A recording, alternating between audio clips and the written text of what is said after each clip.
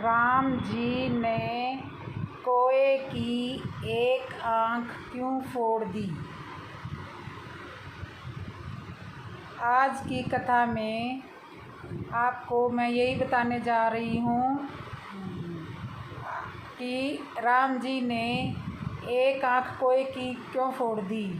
हम जानते हैं कि श्री राम ने कोए की एक आँख क्यों फोड़ दी। हम में से ये बात आप कम लोगों को पता है कि भगवान श्री राम ने कोए की एक आँख फोड़ दी थी। श्री रामायण कथा में इसका वर्णन किया गया है। चलो इसके पीछे क्या बात थी ये मैं आपको बताती हूँ एक पुरानी कथा के माध्यम से। पुरानी कथा क्या है मित्रों, ये कोआ के बड़े में एक काफ़ी दिलचस्प बात जन योग्य है कि उसकी कोआ के खोटी तो दो आँखें हैं, लेकिन वो देख सिर्फ एक ही आँख से सकता है। कोए की दो आँख होती है लेकिन एक आँख से देख सकता है। ऐसे में अब सवाल ये उठता है कि आखिर कोए की एक आँख क्यों फोड़ दी राम जी ने। ऐसे में यही इसके पीछे पौराणिक कथा काफ़ी प्रसिद्ध है। भगवान श्री राम ने एक बार क्रोध में आकर कोए की एक आँख धनुष से फोड़ दी। इससे कोआ अब एक आँख से देख सकता है। भगवान श्री राम ने कोए की एक आँख क्यों फोड़ दी हम बात करेंगे। क्या आप जानते हैं कि भगवान श्री राम ने ही कोए की एक आँख फोड़ी थी। श्री रामचरितमानस रामायण में वर्णन किया गया है कि इसके पीछे क्या राज है। पौराणिक कथा है मित्रों, तो आज इस पर हम बात करेंगे। पौराणिक कथा क्या है। कोए के दो आँख तो है काफ़ी, लेकिन दिखता एक आँख से है। लेकिन वो कैसे देखता है और राम जी ने उनकी आँख क्यों फोड़ी, इसके बारे में मैं बताती हूँ। ऐसे में अब एक सवाल ये उठता है कि आखिर कोए की एक आँख ही क्यों होती है। इसके पीछे पौराणिक कथा काफ़ी प्रसिद्ध है। भगवान श्री राम ने एक बार क्रोध में आकर कोए की एक आँख फोड़ दी थी, लेकिन क्यों आई जानते हैं मित्रों विस्तार में। भगवान राम जी को क्यों आया कोए की एक आँख फोड़ने पर क्रोध। श्री राम और कोआ की कथा की रामचरित्र में तुलसीदास ने इस प्रकार का जिक्र किया है। इसको विस्तार से किया जाता है कि एक बार इंद्र देव के पुत्र जयंत ने भगवान श्री राम की परीक्षा लेने की सोची। वे श्री राम की शक्ति की जानकारी लेना चाहते थे, इसलिए उन्होंने कोए का रूप धारण कर लिया और माता सीता के पास पहुंच गए और माता सीता के पैर को अपनी चोंच से घायल कर दिया और वहां से भाग गए। जब भगवान श्री राम ने माता के घायल पैर को देखा तो उन्हें काफ़ी क्रोध आया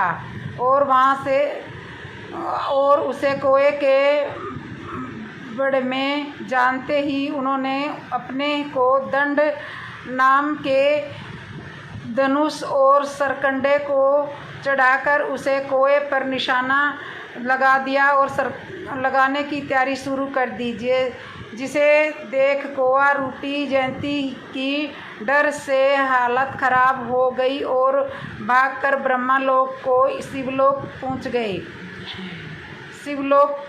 फिर वो अपने पिता इंद्रदेव के पास गए तो इंद्रदेव ने उनसे कहा कि उसे मार से तुम्हारी क्या सिर्फ स्वयं भगवान श्री राम ही कर सकते हैं। इसके बाद वो भागते हुए भगवान श्री राम के चरणों में आकर गिर गए और अपने किए की का माफ़ी मांगने लगे। तब भगवान राम ने कहा कि वो इस बाण को वापस तो नहीं ले सकते, लेकिन उससे कम आघात पहुंच सकते हैं। ऐसे में श्री राम ने अपने कोए के रूप में मौजूद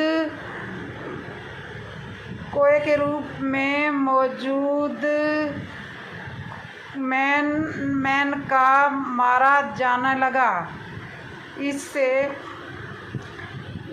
पितृपक्ष में कोए को भोजन करने की है परंपरा। इसी कथा के अनुसार कोए की एक आंख फोड़ने के बाद श्री राम ने उसे वरदान दिया कि पितरों को अर्पित किया हुआ जाने वाला भोजन में से एक ही साथ में मिलेगा। कहा जाता है कि तभी से पितृपक्ष में कोए को भोजन कर पितरों को प्रसन्न किया जाता है। तो मित्रों, आज इस वीडियो में हम आपको कोए की एक आंख होती है और क्यों होती है इसके बारे में बड़ी जानकारी दी। कौन थे, क्या था उनके 1000 जन्मों का रहस्य। काकभुसुंडी रामचरितमानस के एक पात्र हैं। संत तुलसीदास जी ने रामचरितमानस के उत्तरकांड में लिखा है कि काकभुसुंडी परम ज्ञानी राम भक्त हैं।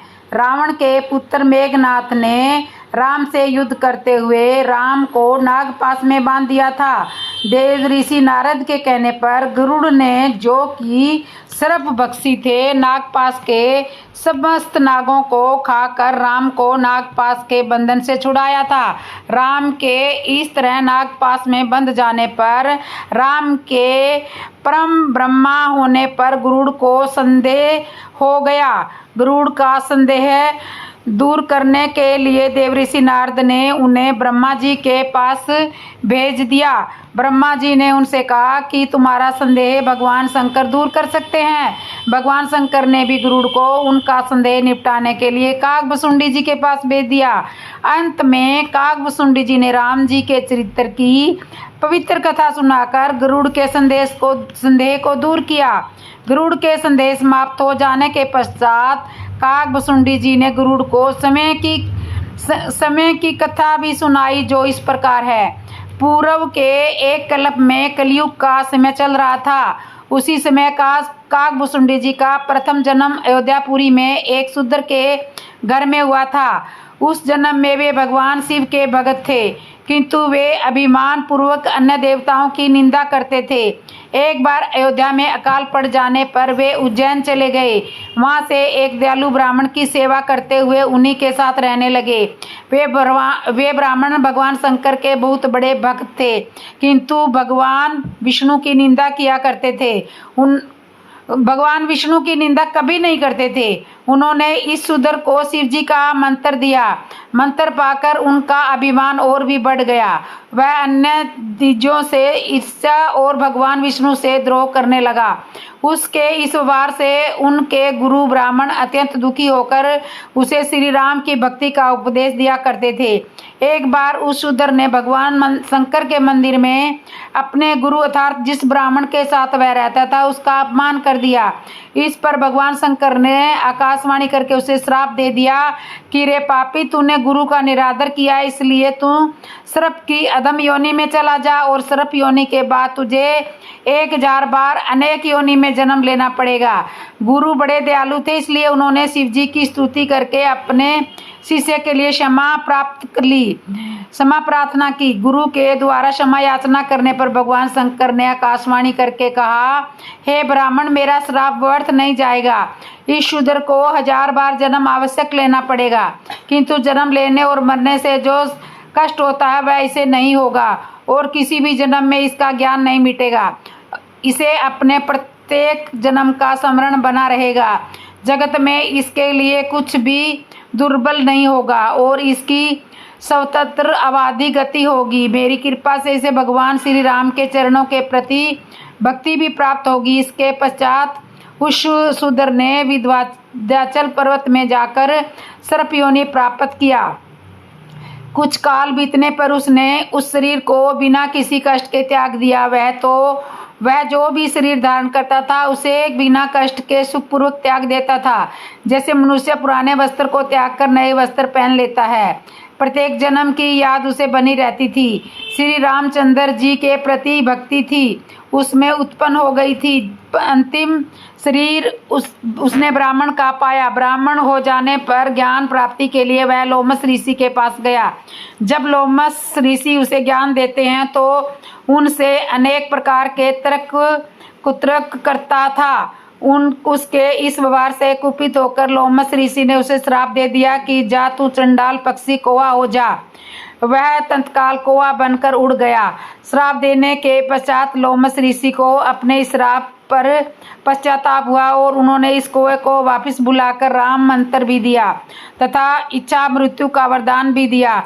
कौवे का शरीर पाने के बाद ही राम मंत्र मिलने के कारण उस शरीर में उन्हें प्रेम हो गया और वे कौवे के रूप में रहने लगे तथा काकभुसुंडी के नाम से विख्यात हुए। तो ये थे काकभुसुंडी की कहानी। राम ने क्यों फोड़ी थी कौवे की आँख। तुलसीदास ने इस कथा का जिक्र विस्तार से किया है। कहा जाता है कि एक बार इंद्रदेव के पुत्र जयंत ने भगवान श्री राम की परीक्षा लेने की सोची। दरअसल वे श्री राम की शक्ति की जानकारी लेना चाहते थे, इसलिए उन्होंने कौवे का रूप धारण कर लिया और माता सीता के पास पहुंच गए और माता सीता के पैर को अपने चोंच से घायल कर दिया और वहां से भाग गए। तब भगवान श्री राम ने माता के घायल पैर को देखा तो उन्हें काफ़ी क्रोध आ गया और उस कौवे के बारे में जानते ही उन्होंने अपने कोदंड नाम के धनुष पर सरकंडे को चढ़ाकर उस कौवे का निशाना लगाने की तैयारी शुरू कर दी, जिसे देख कौवे रूपी जयंत की डर से हालत खराब हो गई और वो भागकर ब्रह्मलोक और शिवलोक भी गए। फिर वो अपने पिता इंद्रदेव के पास गए तो इंद्रदेव ने उनसे कहा कि उस बाण से तुम्हारी रक्षा सिर्फ स्वयं भगवान श्री राम ही कर सकते हैं। इसके बाद वो भागते हुए भगवान श्री राम के चरणों में आकर गिर गए और अपने किए हुए कर्मों की माफी मांगने लगे। तब भगवान राम ने कहा कि वो इस बाण को वापस तो नहीं ले सकते, लेकिन उससे कम आघात पहुंचा सकते हैं। ऐसे में श्री राम ने अपने उस बाण से कौवे के रूप में मौजूद जयंत की एक आंख फोड़ दी। उसी दिन से कौवे को एक आंख वाला माना जाने लगा। पितृपक्ष में कौवे को भोजन कराने की परंपरा कथा के अनुसार कौवे की एक आंख फोड़ने के बाद भगवान श्री राम ने उसे वरदान दिया कि पितरों को अर्पित किए जाने वाले भोजन में से एक हिस्सा तुम्हें मिलेगा। कहा जाता है कि तभी से पितृपक्ष के दिनों में कौवे को भोजन कराकर पितरों को प्रसन्न किया जाता है। सुंडी जी ने राम जी से क्या वरदान मांगा। मित्रों, पहले प्रसंग में आपने सुना काकभुसुंडी जी भगवान के उद्धार में चले गए। काकभुसुंडी जी बता रहे हैं, हे गरुड़ जी, जो कभी न देखा था न सुना था और जो मन में भी नहीं समा सकता था, अर्थात जिसकी कल्पना भी नहीं की जा सकती थी, वही सब अद्भुत सृष्टि मैंने देखी। भिन्न भिन्न मैं देख सबू अति विचित्र हरिजना। हे हरिवाहन, मैंने सभी कुछ भिन्न भिन्न और अत्यंत विचित्र देखा। मैं अनगिनत ब्रह्मांडों में फिरा पर प्रभु श्री राम जी को मैंने दूसरी तरह का नहीं देखा। मैं एक ब्रह्मांड में 100 वर्ष तक रहता। इस प्रकार से अनेकों ब्रह्मांड मैंने देखा और फिरा। प्रत्येक लोक में भिन्न भिन्न ब्रह्मा, भिन्न भिन्न विष्णु, शिव, मनु, दिक्पाल, मनुष्य, गंधर्व, भूत, वैताल, किन्नर, राक्षस, पशु, पक्षी, सर्प तथा नाना जाति के देवता एवं देवगण देखे। सभी जीव वहाँ दूसरे ही प्रकार के थे। अनेक पृथ्वी, नदी, समुद्र, तालाब, पर्वत तथा सब सृष्टि वहाँ दूसरी प्रकार की थी। प्रत्येक ब्रह्मांड में मैंने अपना रूप देखा तथा अनेकों अनुपम वस्तुएं देखी। प्रत्येक भुवन में न्यारी ही अवधपुरी, भिन्न ही सरयू और भिन्न प्रकार के नर नारी थे। दशरथ जी, कौशल्या जी, भरत जी आदि भाई भी भिन्न भिन्न रूपों के थे। मैं प्रत्येक ब्रह्मांड में रामावतार और उनकी अपार बाल लीलाएं देखता फिरता। मैंने कभी कुछ भिन्न भिन्न और अत्यंत विचित्र देखा। मैं अनगिनत ब्रांडों में फिरा, पर प्रभु श्री रामचंद्र जी को मैंने दूसरी तरह का नहीं देखा। सतत वही शिशुपन, वही शोभा और वही कृपालु श्री रघुवर। इस प्रकार मोह रूपी पवन की प्रेरणा से मैं भुवन भुवन में देखता फिरता, अनेक ब्रह्मांडों में भटकते मुझे मानो 100 कल्प बीत गए। फिरता फिरता मैं अपने आश्रम में आया और कुछ काल वहाँ रहना बिताया, और फिर जब अपने प्रभु का अवधपुरी में जन्म अवतार सुन पाया, तब प्रेम से परिपूर्ण होकर मैं हर्षपूर्वक उठकर दौड़ा। जाकर मैंने मन महोत्सव, जन्म महोत्सव देखा, जिस प्रकार मैं पहले वर्णन कर चुका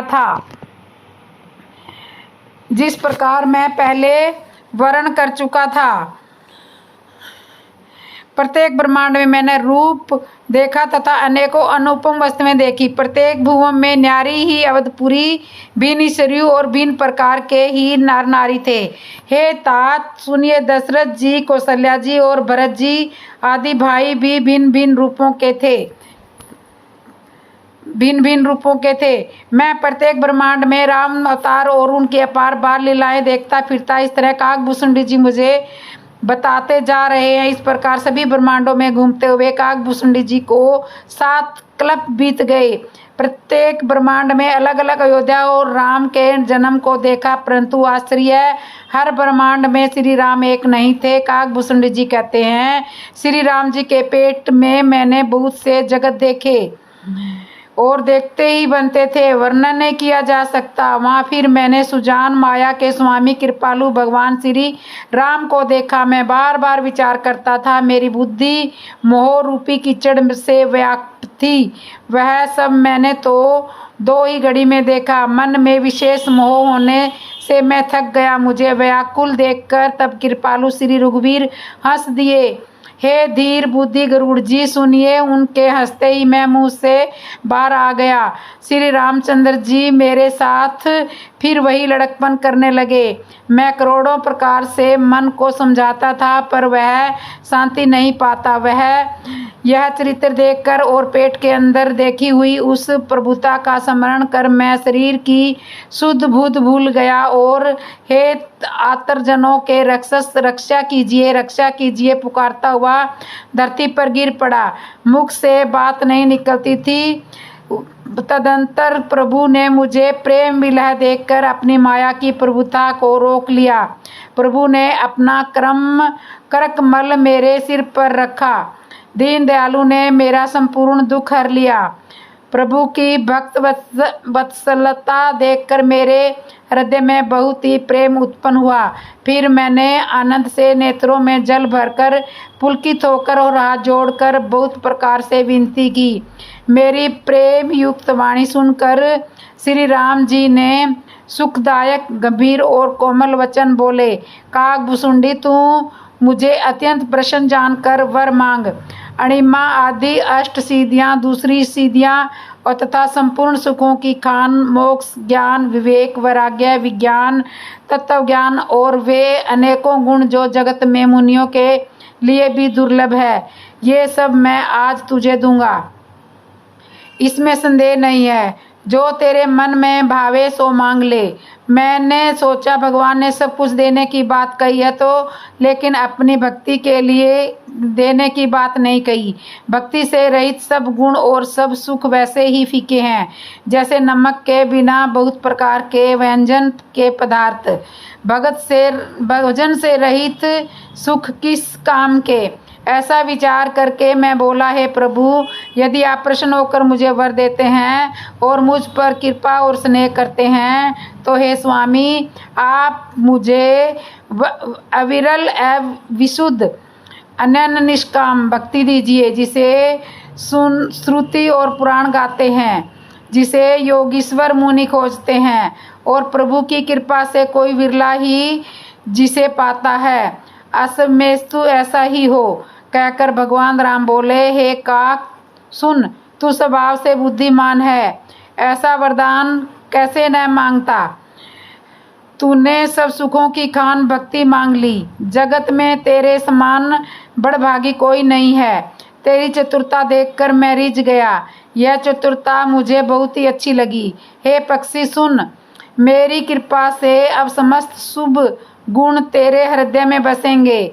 माया से उत्पन्न सब भ्रम अब तुझको नहीं व्यापेंगे। हे काग सुन, मुझे भक्त निरंतर प्रिय है। ऐसा विचार कर शरीर, वचन और मन से मेरे चरणों में अटल प्रेम करना। हे पक्षी, मैं तुझसे सत्य कहता हूँ, पवित्र सेवक मुझे प्राणों के समान प्यारा है। ऐसा विचार करके सब आशा भरोसा छोड़कर मुझी को भजो।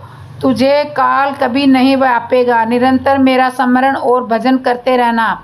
मुझे बहुत प्रकार से भली भांति समझकर और सुख देकर प्रभु फिर वहीं बालकों के खेल करने लगे।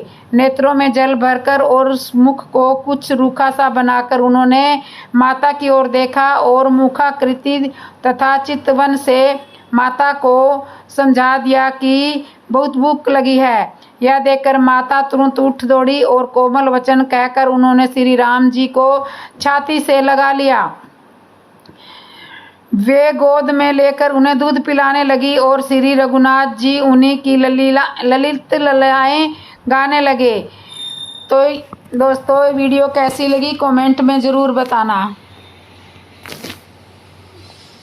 कागभूषण की क्या पढ़ ली? 3 कर दी, 2 ही तो पढ़ी है। एक बार छोटी थी 3.5 मिनट 2 पढ़ी है, पहले एक है। अब कितने मिनट की होगी ये? या 9 मिनट, 9 से भी कम की होगी। यहाँ छोड़ दी मैंने। 8 की होगी। हाँ, और वो 3 की थी पिछली। 3 की, 8 3 11 होगी। और पहले वाली कितनी थी? ये चालू ही है, बात करने लग रहे। रावण अंगद का पैर उठा सकता था। राम की सेना में सुग्रीव के साथ वानर राज बाली और अप्सरा तारा का पुत्र अंगद भी था। राम और रावण युद्ध के पूर्व भगवान श्री राम के अंगद को अपना दूत बनाकर लंका भेजा था, लेकिन वहां पर रावण ने अंगद का अपमान किया। अंगद ने जब अपनी शक्ति का परिचय देकर रावण को उपदेश दिया था और पुण्य राम के शिविर में लौट आए। अब यह सवाल उठता है कि अंगद में इतनी शक्ति कैसे आई और कोई भी असुर राक्षस आदि उनका पैर हटाना तो दूर हिला भी नहीं सकता था। दरअसल हनुमान, जाम्बवत और अंगद तीनों ही प्राण विद्या में पारंगत थे। इस प्राण विद्या के बल पर ही वे जो चाहे कर सकते थे। अंगद जब रावण की सभा में गए तो उन्होंने इसी प्राण विद्या के बल पर अपना शरीर बलिष्ठ और पैरों को इतना दृढ़ कर दिया था कि उसे हिलाना तो बहुत दूर, उठाना तो बहुत दूर, किसी ने हिला भी नहीं सकते थे। यह प्राण विद्या का ही कमाल था। अंगद के पिता बाली का प्रभु श्री राम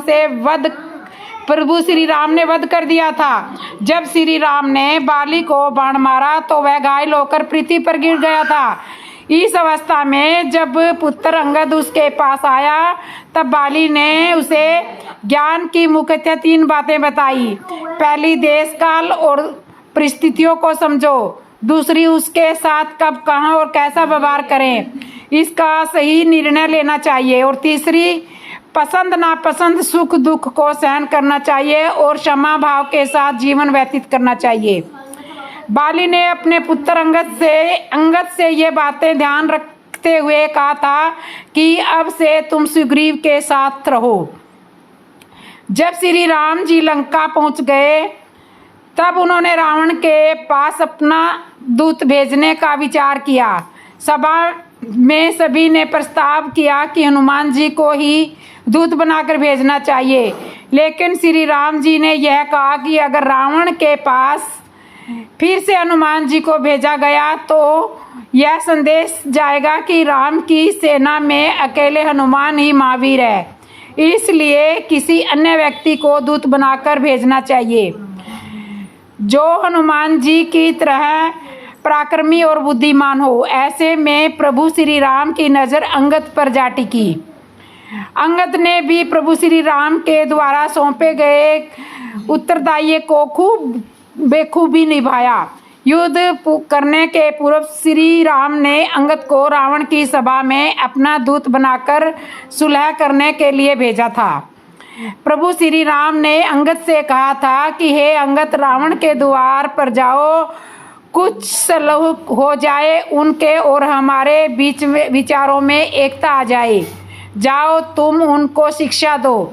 जब अंगद रावण की सभा में पहुंचे तो वहां नाना प्रकार के वैज्ञानिक भी विराजमान थे। वर्ण और उनके सभी पुत्र विराजमान थे।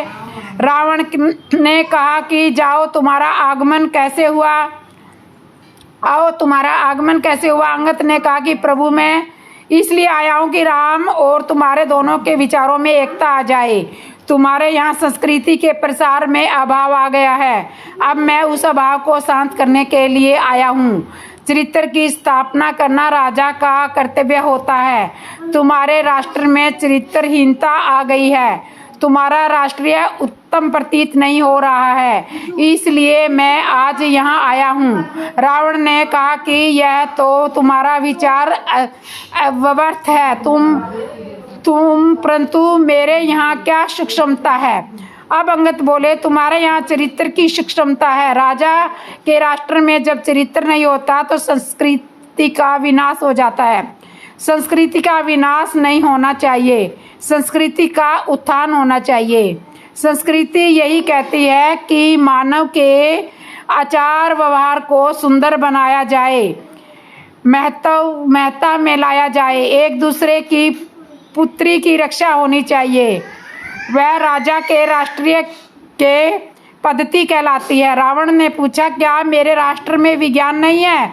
अंगद बोले कि हे रावण तुम्हारे राष्ट्र में विज्ञान है, परंतु विज्ञान का क्या बनता है जब एक मंगल की यात्रा कर रहा है, परंतु मंगल की यात्रा का क्या बनेगा जब तुम्हारे राष्ट्र में अग्निकांड हो रहे हैं। हे रावण तुम सूर्य मंडल की यात्रा कर रहे हो, उस सूर्य की यात्रा करने से क्या बनेगा जब तुम्हारे राष्ट्र में एक कन्या का जीवन सुरक्षित नहीं है। तुम्हारे राष्ट्र का क्या बनेगा। रावण ने कहा कि यह तुम क्या कह रहे हो, क्या उच्चारण कर रहे हो। तुम अपने पिता की परंपरा शांत कर गए हो। अंगद ने कहा कदापि नहीं, मैं इसलिए आया हूँ कि तुम्हारे राष्ट्र और अयोध्या दोनों का समझौता हो जाए। इस पर रावण मौन हो गया। नारायणात्मक बोले कि भगवान इसको विचारा जाए, यह दूत है, यह क्या कहता है। अंगद बोले दिया भगवान राम से तुम अपने विचारों को समय कर लोगे तो राम माता सीता को लेकर चले जाएंगे। रावण ने कहा कि यह क्या उच्चारण कर रहे हो, मैं दृष्ट नहीं हूँ। अंगद बोले नहीं, दृष्टता है संसार में किसी दूसरे की कन्या को हरण करके लाना, एक महान दृष्टता है। तुम्हारी यह दृष्टता है कि राजा होकर भी पर स्त्रीगामी बन गए हो। राजा किसी स्त्री का अपमान करता है, उस राजा के राष्ट्र में अग्निकांड हो जाते हैं। तब अंगद ने अपना पैर जमा दिया। रावण ने कहा कि यह कुटु विचार उच्चारण कर रहा है। अंगद ने कहा कि मैं तुम्हें प्राण की एक क्रिया निश्चित कर रहा हूँ। यदि चरित्र की उज्ज्वलता है तो मेरा यह पग, इस पग को यदि कोई एक क्षण में भी अपने स्थान से दूर कर देगा तो मैं उस समय में माता सीता को त्याग करके राम को अयोध्या ले जाऊंगा। अंगद ने प्राण की क्रिया की और उनका शरीर विशाल एवं बलिष्ठ बन गया। तब उन्होंने भूमि पर अपना पैर शिथिल कर दिया। तब राजसभा में कोई ऐसा बलिष्ठ नहीं था जो उनके पग को एक क्षण भर के लिए भी अपनी स्थिति से दूर कर सके। अंगद का पग जब तक क्षण भर दूर नहीं हुआ तो रावण उस समय स्वतः चला गया। रावण के आते ही उन्होंने कहा कि यह अधिराज है, अधिराजों से पग उठाना सुंदर नहीं है। उन्होंने अपने पग को अपनी सतली में नियुक्त कर दिया और कहा कि हे रावण तुम्हें मेरे चरणों को स्पर्श करना निरर्थक है। यदि तुम राम के चरणों को स्पर्श करोगे तो तुम्हारा कल्याण हो जाएगा। रावण मौन रहा, मौन होकर अपने स्थल पर विराजमान हो गए। अंगद का पैर कोई नहीं उठा सका। सरल भाषा में अंत में रावण जब खुद अंगद के पाँव उठाने आया तो अंगद ने कहा कि मेरे पाँव क्यों पकड़ते हो? पकड़ना है तो मेरे स्वामी राम के चरण पकड़ो, वो बहुत दयालु है और शरणागत वत्सल है, उनकी शरण में चले जाओ तो तुम्हारे प्राण बच जाएंगे, अन्यथा युद्ध में बंधु बांधवों समेत मृत्यु हो जाएगी। यह सुनकर रावण ने अपनी इज्जत बचाने में ही अपनी भलाई समझी और उन्होंने भलाई समझी। रामायण में सुमित्र ने हठी कैकेयी को उसके माँ के भी हठी होने की कहानी सुनाई। सुमित्र ने कैकेयी से कहा कि तुम जितनी ही हठी हो उतनी ही हठी तुम्हारी माँ भी थी। जब महारानी कैकेयी अपनी बात पर अडिग थी, किसी के भी समझाने पर नहीं समझ रही थी, तभी मंत्र ने भी समझाने की कोशिश की और कहा कि हे महारानी कैकेयी, अभी भी समय है, तुमने जो गलती की है अभी भी सुधार लो। तुमने जो महाराज से 2 वरदान मांगे हैं उन्हें वापस ले लो या राम के वनवास के बदले कुछ और मांग लो, इसी में स्कूल की भलाई है। लेकिन कैकेयी अपनी बात से टस से मस नहीं हुई। तब थोड़े से क्रोधित स्वभाव में आकर सुमंत्र ने कहा कि हे कैकेयी, मुझे पता चला है कि तुम्हारी माता अपने कुल के अनुरूप जैसा स्वभाव रखती थी वैसा ही तुम्हारा भी स्वभाव है। सुना है कि तुम्हारी माता भी हठी थी और तुम भी अपनी माता की तरह बहुत हठी हो। पहले सुना था कि एक समय कैकेयी नरेश को किसी ऋषि ने एक वरदान दिया था। उस वरदान के प्रभाव से कैकेयी नरेश किसी भी जीव जंतु की बोली बोलने में समक्ष थे। कोई भी पक्षी या जानवर कुछ भी बोलता था तो वे उसकी बोली शीघ्र ही समझ जाते थे। एक दिन वे अपने कक्ष में लेटे हुए थे। उसी समय एक पक्षी की आवाज़ उनके कानों में पड़ी। वह पक्षी जो बोल रहा था, कैकेयी नरेश ने उस पक्षी की बोली समझ ली और उस पक्षी को सुनकर कैकेयी नरेश कई बार ठहाका मार कर हंसने लगे। उसी सया पर कैकेयी की माता भी सोई हुई थी। वे यह समझकर कि राजा मेरी ही हंसी उड़ा रहे हैं, क्रोधित होकर कहने लगी कि तुम मेरे ऊपर इतनी ज़ोर ज़ोर से क्यों हंस रहे हो? कैकेयी नरेश ने कहा कि मैं तुम पर नहीं हंस रहा। तभी कैकेयी की माता बोली, यदि तुम मुझ पर नहीं हंस रहे हो तो क्या कारण है जो कि ठहाका मार लगाकर इतनी तेज बार बार हंस रहे हो? तब राजा ने कैकेयी की माँ से कहा कि हे रानी, मैं उस पक्षी की आवाज़ से हंस रहा हूँ।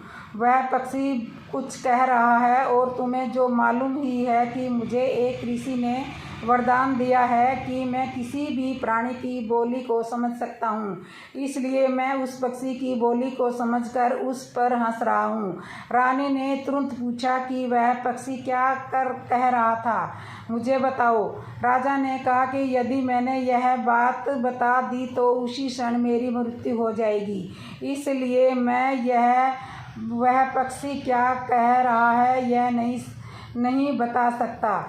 इतना सुनकर कैकेयी की माँ इतनी ज़्यादा क्रोधित हो गई कि उन्होंने कैकेयी नरेश से कहा कि तुम जियो या मरो, मुझे कोई मतलब नहीं, बस यह बता दो कि तुम हंस क्यों रहे थे और वह पक्षी क्या कह रहा था। अपनी प्यारी रानी के ऐसा कहने पर कैकेयी नरेश ने उन ऋषि के पास गए और सारी समस्या बता दी।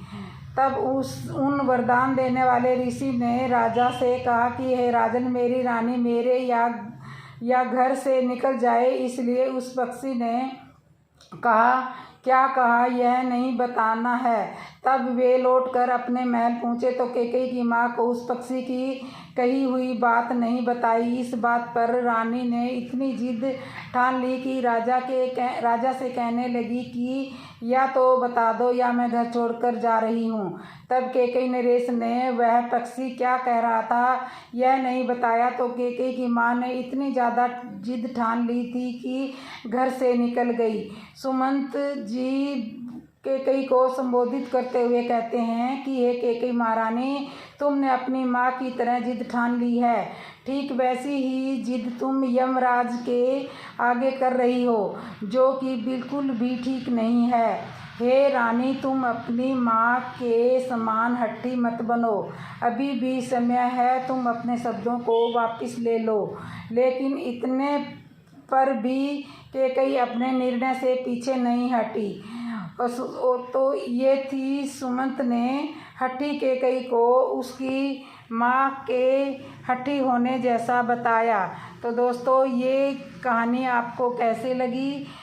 आपको अच्छी लगी हो तो कमेंट में जय श्री राम ज़रूर लिखना, और जिसने भी मेरे चैनल को सब्सक्राइब नहीं किया, सब्सक्राइब करना, लाइक करना, कमेंट करना और बेल आइकन बटन तो ज़रूर दबा लेना। और बोलो जय श्री राम।